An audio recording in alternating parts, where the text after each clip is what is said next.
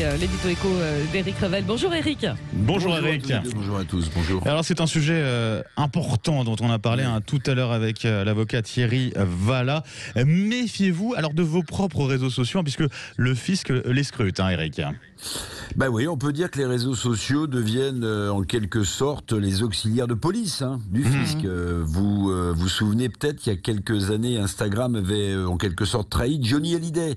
Après la publication d'une photo, le feuilleton judiciaire de son héritage rebondissait et aidait le fisc, grâce à cette photo sur Instagram, à déterminer la résidence principale fiscale du contribuable Hallyday. Donc dorénavant, tout le monde est concerné, pas que Johnny Hallyday, avec la publication de ce fameux décret précisant l'article 154 de la loi de finances, c'est très sérieux. Le fisc pourra donc vous espionner sur les réseaux, sur les plateformes, Instagram, YouTube, Twitter, Facebook, Airbnb, Blablacar ou même Le Bon Coin. Il s'agit d'une expérimentation, comme l'a dit l'avocat tout à l'heure, de 3 ans, à partir de données publiques et a priori, enfin c'est même précisé, pas de données privées. Mais le fisc ainsi pourra comparer vos publications, vos posts avec vos déclarations fiscales.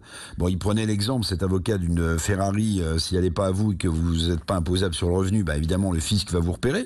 Mais une star qui pose devant un fan avec une bague qu'elle ne pourrait pas justifier, par exemple, alors que le fan poste cette image sur un réseau social, patatras boum boum, la star pourra avoir quelques problèmes aussi. Alors l'an passé, c'est vrai, on a récupéré 12 milliards d'euros, Bercy a récupéré 12 milliards d'euros quand même, dû à la fraude fiscale. Et alors que disent les autorités de régulation, notamment la CNIL, Eric ? Alors là, c'est un point important. D'abord, le Conseil constitutionnel, mais aussi la CNIL, la fameuse Commission nationale de l'informatique et des libertés, ils ont donné prudemment, mais ils ont donné leur feu vert. Alors la CNIL a admis la légitimité, les objectifs, la présence de garantie quand même de cet espionnage sur les réseaux sociaux par le fisc, même si la commission pointe du doigt quand même un point important, le caractère évidemment inédit, d'accord, mais surtout le changement d'échelle de l'utilisation des données personnelles. Et c'est là que le bas blesse, parce que ce sont des algorithmes qui vont trier vos publications et non pas les petits bras musclés des agents du fisc. Donc, toutes vos images, tous vos écrits vont passer par le tamis de Big Brother. Ah oui, Big Brother. Vous pensez vraiment qu'il y a une réelle crainte, en tout cas, à avoir vis-à-vis de nos libertés ?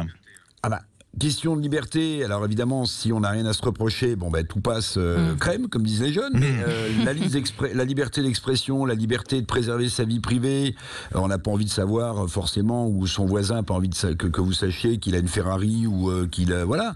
Donc, les réseaux sociaux, vous savez, les chantres de la liberté absolue, deviennent à leur corps défendant, deviennent à leur corps défendant les outils d'une nouvelle forme de restriction de nos libertés.